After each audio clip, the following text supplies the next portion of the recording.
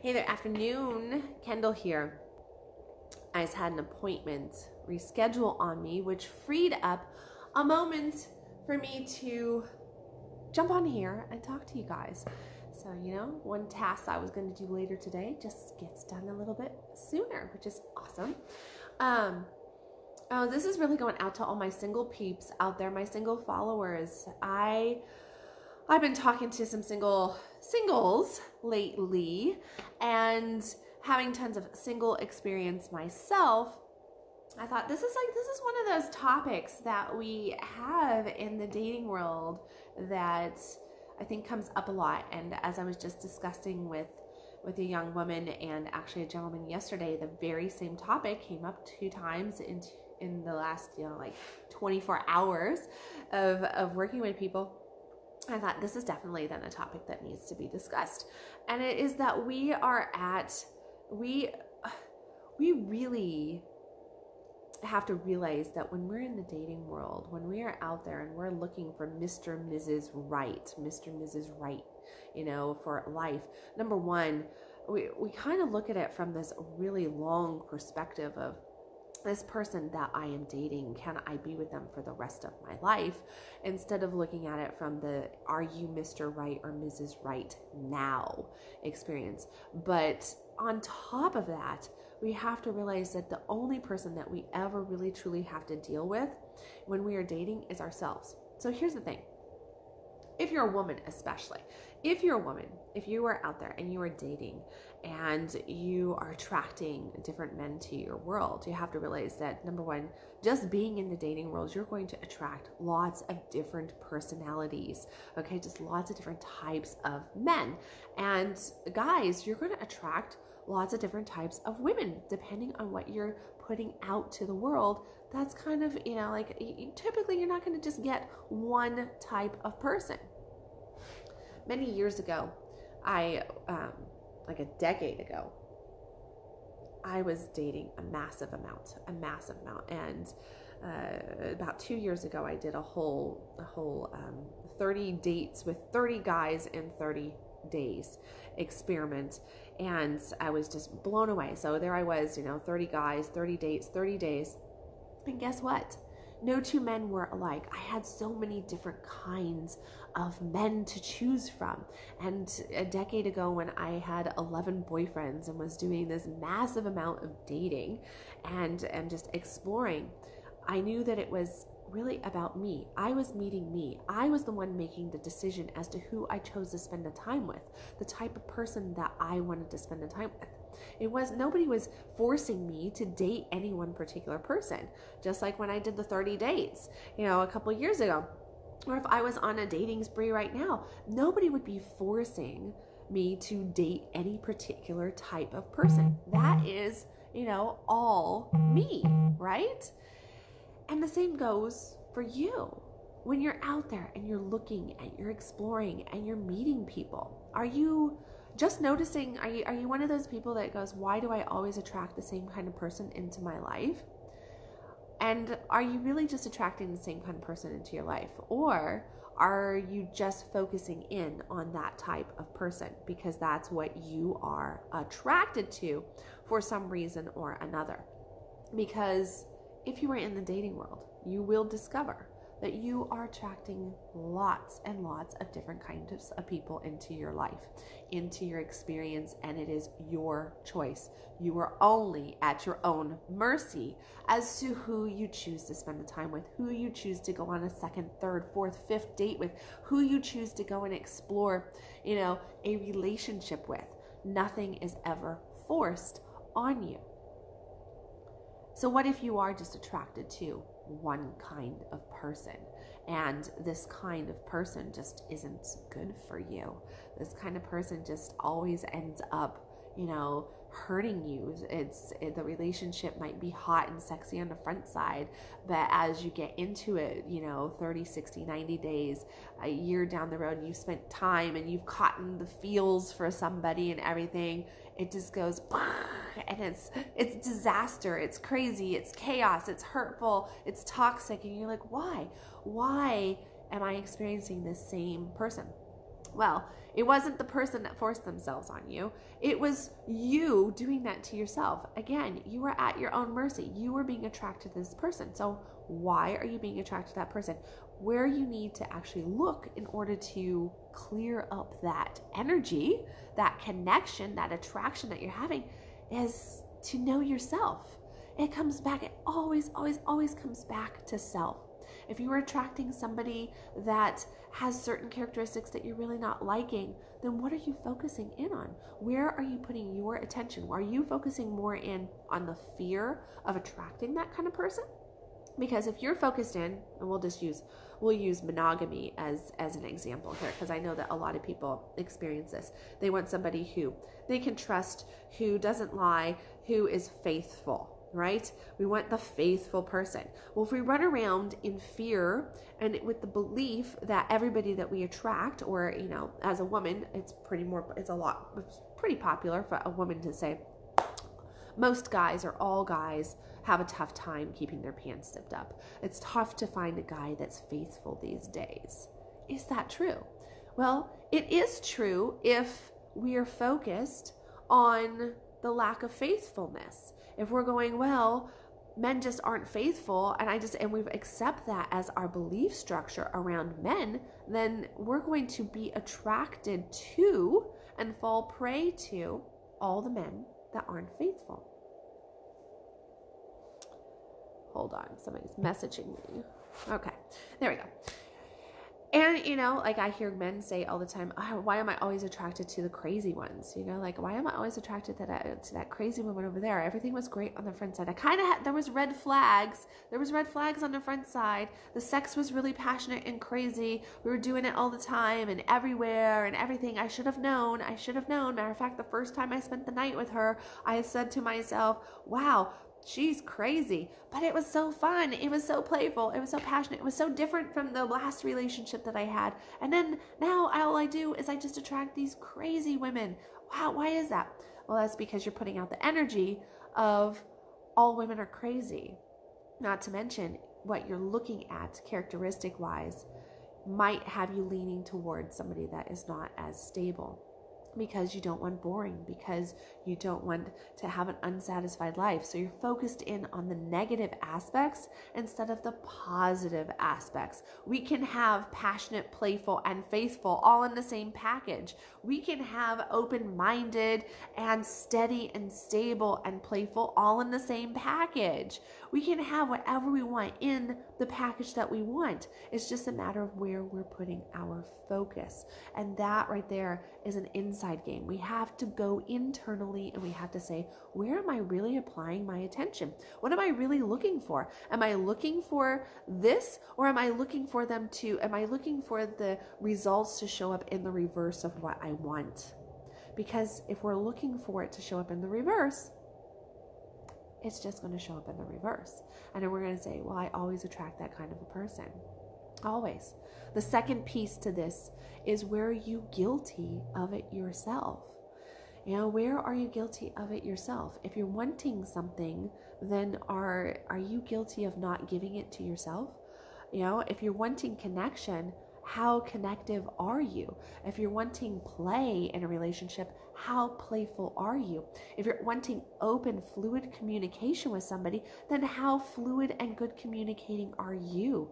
If you're wanting somebody that is confident in the bedroom, how confident are you in the bedroom? Right? If you want somebody that feels good, that's confident in themselves, feels good in their own skin, and is not needy and codependent, then you have to go, how needy and codependent am I? Because if you're needy and codependent, your odds go up in two directions. Number one, you attract somebody who absolutely hates codependency, who just is the direct opposite of you and cannot ever fulfill your needs because you're so hungry for it, you're looking for it, and now you're just naturally attracted to your polar opposite. Or you're attracted to somebody who is just as needy, just as codependent, and you end up in a smothering relationship. You end up in this absolute smothering relationship. So maybe you're going, well, maybe I don't want all this codependency. I want somebody that's just happy and healthy and can, like that, because I need to learn to do this myself as well. It's about embracing yourself. You will attract exactly what your energy is putting out. Now, I've brought this to the dating world today because that was recent conversation around my world, right? So that's what I've been having conversations with as singles, and dating and sex and passion and you know, and honesty and conversations and everything. But this same principle applies to our money, to our health, to finding our purpose, our ideal work, to having joy, bliss in our life in any category, and just to have that fuck yes life. Wherever we apply our focus, that's what we manifest. That's where we put the energy in. And that's what we start to get back. So often we believe that we are putting our focus on what we want. And in truth, we're putting our focus, our energetic focus, our emotional focus on the direct opposite of what we want. And then we sit back and we go, why? I was praying for this. I was meditating on this. I was journaling on this. I was actively searching and working on creating this. Why is this not manifesting? Why is this not coming to me? I've done all this hard work. And I can tell you that if you believe in whatever category that you're looking, that you've done all this work, you've really applied yourself, you really feel connected to it, you feel so aligned to it, but you still just keep getting the wrong dude in your life, the wrong girl in your life, not enough money, you know, you've got too much drama going on, and a happiness crap just keeps happening and you can't figure it out, then what you're doing is you're operating from here and not from here. You're not actually embodying it. You think you're embodying it. You think that you're energetically connected to it and you're doing all the right actions. But actions, much like words, don't do anything to really create. It is in the energy. It is in your vibration. It is in how you truly embody something and where you're applying your focus in that embodiment.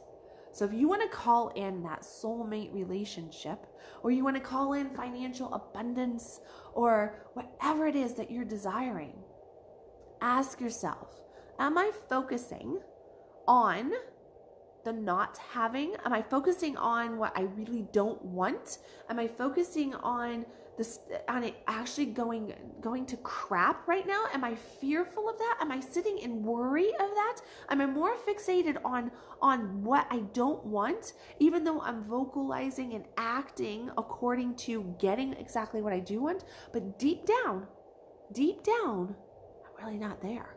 Deep down, I'm actually over here in the land of everything that I don't want. Two things always tell you exactly where you're at. First being how you're feeling. Do you feel good? Second being what is actually manifesting in your life. What is really coming about? So if you ever question what's really truly going on in your world, and if you go, no, I feel great. No, I really feel good. Like, I really think I feel good.